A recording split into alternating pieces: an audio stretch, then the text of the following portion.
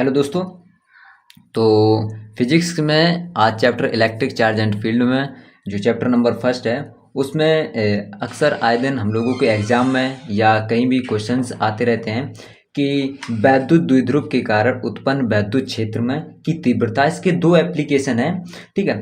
तो दो एप्लीकेशन क्या है, दो आप लोगों ने पढ़े होंगे। एक तो है अक्षीय स्थिति में वैद्युत क्षेत्र की तीव्रता, एक दी है निरक्षीय स्थिति में वैद्युत क्षेत्र की तीव्रता। आज हम बात करने वाले हैं कि वैद्युत द्विध्रुव के कारण उत्पन्न जो वैद्युत क्षेत्र की थी वो अच्छी स्थिति में वैद्युत क्षेत्र की तीव्रता निकालेंगे। तो हेडिंग डाल लेते हैं, अच्छी स्थिति में वैद्युत क्षेत्र की तीव्रता।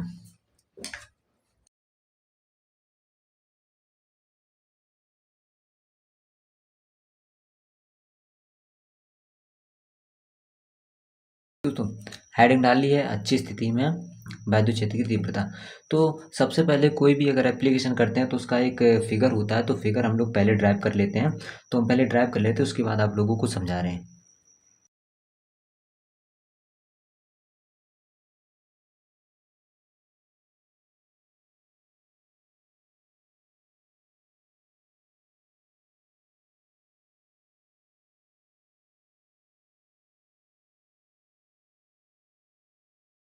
कि जब वो हम लोग लिखते हैं जैसे तो इसमें हम लोग क्या लिखेंगे कि माना कोई एक वैद्युत द्विध्रुव है जो ए बी है, ठीक है। ए बी जो ए बी है, तो लिखेंगे माना कोई वैद्युत द्विध्रुव ए बी जिसकी लंबाई जो दी गई है वो कितनी दी गई, 12 सेंटीमीटर दी गई है।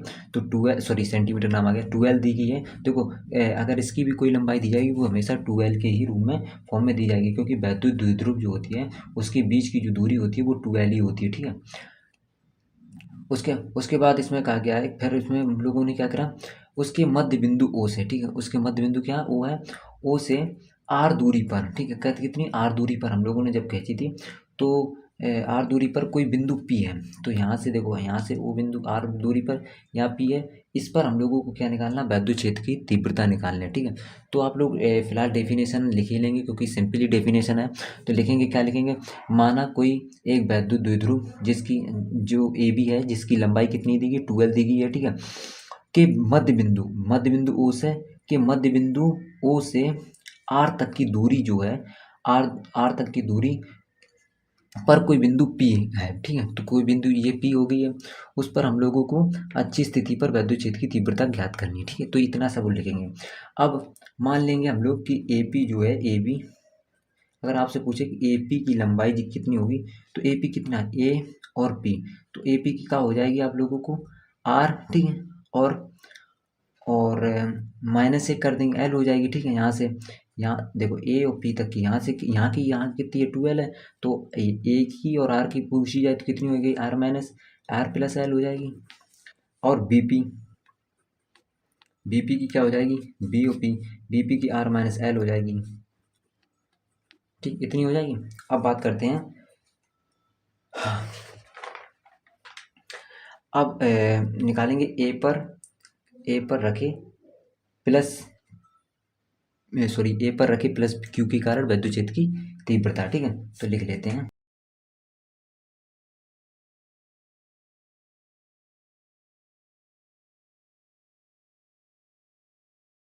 क्या लिखेंगे, ई वन हम लोग लिखेंगे,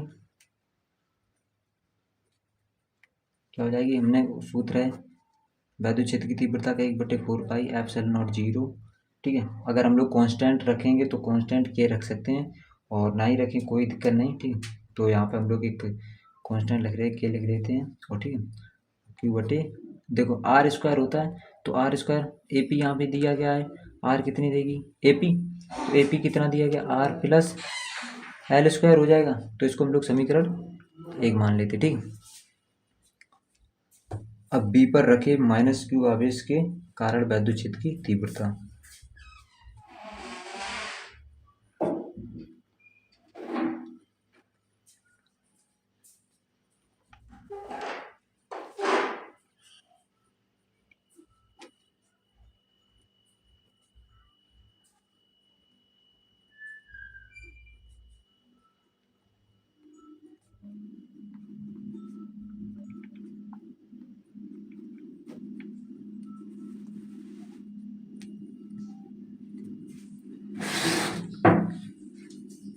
यहाँ पे क्या हो जाएगा, यहाँ पे E2 मान लेते हैं इसको, वही हो जाएगी सिचुएशन R एक 1 प्लस 1/4 पाई एप्सिलॉन नॉट के क्यू बटे, अब यहाँ हो जाएगा R माइनस एल स्क्वायर। ठीक, अब यहाँ हो जाएगी, इसको समीकरण 2 मान लेते हैं।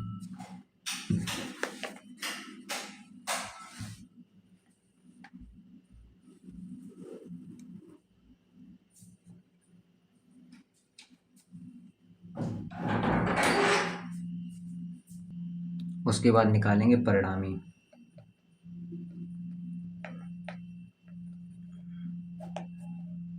परिणामी क्या हो जाएगी, ई बराबर E2 माइनस E1 हो जाएगी, क्योंकि इस यहाँ से इतना इसको घटा देंगे, ठीक है, तो घटाने के E2 माइनस E1, तो E2 आपका ये दिया गया था, ठीक है, E2 आपका ये दिया गया था और E1 आपका ये दिया गया था, ठीक है, तो इसको यहाँ पर इसको रख देंगे, ठीक है, तो क्या हो जाएगा आप लोगों का E बराबर, देखो छोटे छोटे लिख रहे हैं, इसको यहाँ से अब उठाएंगे, ठीक है, इसको जो मैंने अभी समीकरण आप लोगों को दिखाई थी ये वाली, अब इसको यहाँ पे लिखेंगे, ठीक है, तो E2 क्या कितना दिया गया था, 1/4 पाई एप्सिलॉन0 के क्यू बटे R माइनस एल स्क्वायर, ठीक है, और माइनस 1/4 पाई एप्सिलॉन0 के क्यू बटे R प्लस एल स्क्वायर, यही दिया गया था, ठीक। अब क्या यहाँ पे हो जाएगा ई बराबर, अब इसको कॉमन ले लेते हैं, कितना कॉमन आ जाएगा आप लोगों का, 1/4 pi epsilon Q naught common आ जाएगा, तो इसको कॉमन ले लेंगे, कॉमन लेने से क्या होगा कि 1/4 पाई एप्सिलॉन के, ठीक है, अब क्यू इतना कॉमन आ गया, अब इसको कोष्टक में करके 1/R माइनस एल स्क्वायर हो जाएगा, और यहाँ हो जाएगा 1 minus R plus L square, ठीक, इतना। उसके बाद हम लोग लिख सकते हैं कि ई बराबर 1/4 पाई एप्सिलॉन0 के क्यू, और कोष्टक में इसको अब हम लोग इसको एलसीएम ले लेंगे, ठीक है, एलसीएम कैसे लेंगे,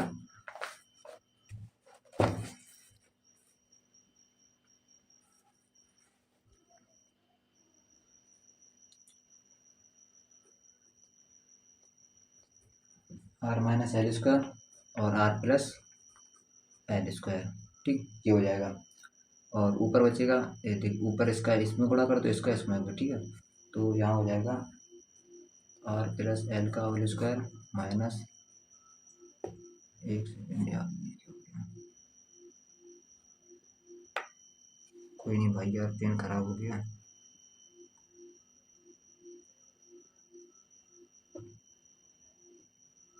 ठीक, यहाँ हो जाएगा R माइनस एल का होल स्क्वायर, ठीक, जितना हो जाएगा। उसके बाद ई बराबर 1/4 पाई एप्सिलॉन0 के क्यू,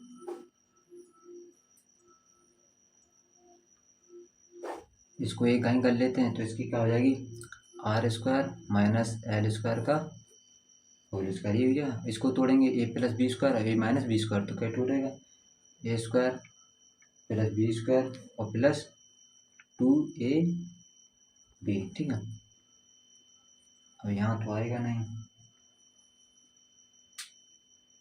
माइनस इधर कर ले रहे हैं, ठीक है, R square minus L square plus 2RL, ठीक, अब यहाँ पे ये कट जाएंगे आपके, ये भी कट जाएंगे, ठीक, ये सब कट गए, बचा आपका ये, तो यहाँ पे क्या लिखेंगे ई बराबर 1/4 पाई एप्सिलॉन0 के क्यू, ठीक है, 4RL बचेगा यहाँ पे, क्योंकि 2RL दिए हैं, 2RL दिए हैं, तो 2 2 4RL बचा, यहाँ पे क्या बचा था R square minus L square का होल स्क्वायर, इतनी बचा था।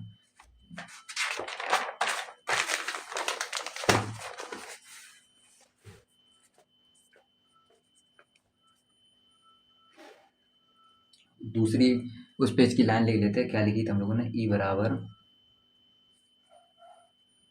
1/4 पाई एप्सिलॉन0 के Q 4RL upon R square minus L square की होल स्क्वायर, यही लिखी थी लाइन।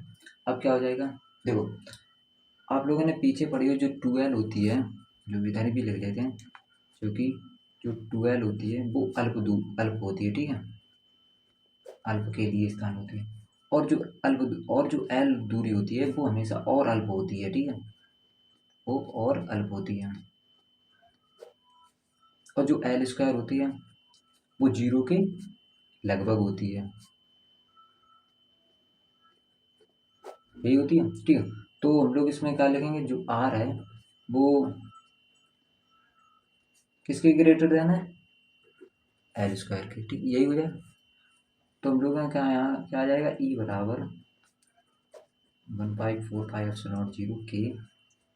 अब यहाँ क्या आएगा, तो ये क्यू था तो ये क्यू यहाँ ही रख ले रहे, तो यहाँ क्या आएगा 4QR हो जाएगा, बात बराबर, क्योंकि ये यहाँ क्यू था, यहाँ पे पहुँचा दे कोई नो प्रॉब्लम, ठीक है। उसके बाद जो ये है तो इस पे अल्प दूरी थी तो इस पे आर की घात कितनी आएगी, 4 आ जाएगी, क्योंकि इस ये हट जाएगा, ये आर है और आर की स्क्वायर ये है, तो आर की घात कितनी आएगी, यहाँ पे 4 आ जाएंगी, ठीक। और हम लोगों ने एक फॉर्मूला पढ़ा था कि 2QL बराबर क्या होता है, पी रखते हैं, ठीक। ये कहाँ पढ़ा था हम लोगों ने, ये वैद्युत द्विध्रुव आघूर्ण जब निकालोगे तो P बराबर 2Q × 2L होगा, वहीं पर P बराबर 2QL रखेंगे, तो वैद्युत द्विध्रुव आघूर्ण जो होता है वो 2QLP होता है। तो यहाँ पे जब लिखेंगे E बराबर 1/4πε0 के, तो इसको क्या लिखते हैं, 2 × 2QL लिख सकते हैं, अपॉन R की घात 4, एक घात यहाँ कट जाएगी, तो ए बराबर 4πε0 के, सॉरी यहाँ पे के, तो 2 ×